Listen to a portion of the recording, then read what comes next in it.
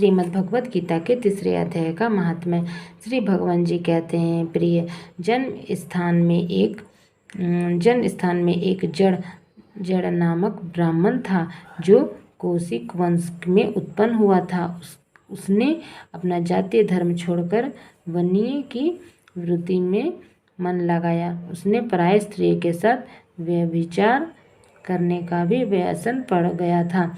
वह सदा जुआ खेलता, शराब पीता और शिकार खेलकर जीवों की हिंसा किया करता था। उस प्रकार उसका समय बीतता था।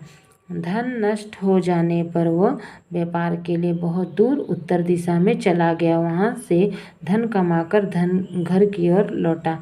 बहुत दूर तक का रास्ता उसने तय कर लिया था। एक दिन सूर्यास्त हो जाने पर जब 10 दिशाओं में अंधकार फैल गया, तब एक वृक्ष के नीचे उसने लुटेरों ने धर दबाया और शीघ्र ही उसके प्राण ले लिए।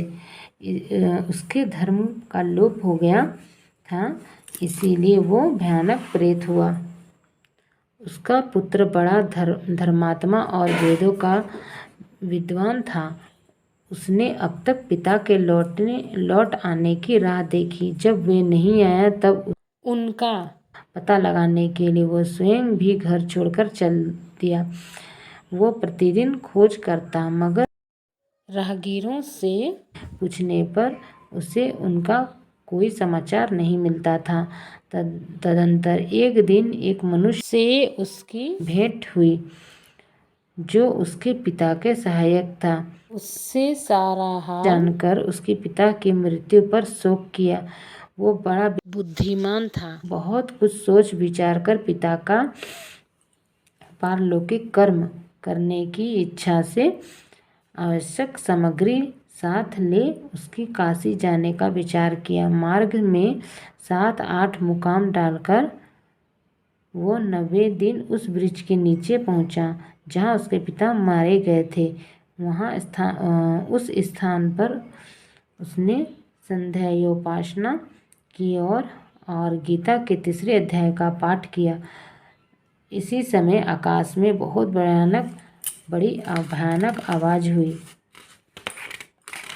उससे अपने पिता को भयंकर आकार में देखा।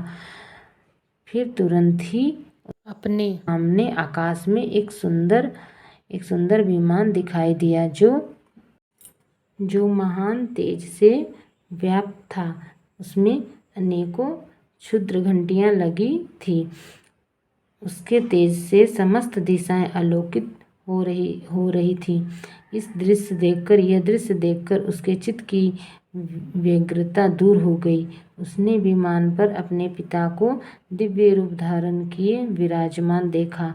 उसके शरीर पर पीतांबर शोभा पा रहा था और मुनिजन उसकी स्तुति कर रहे थे।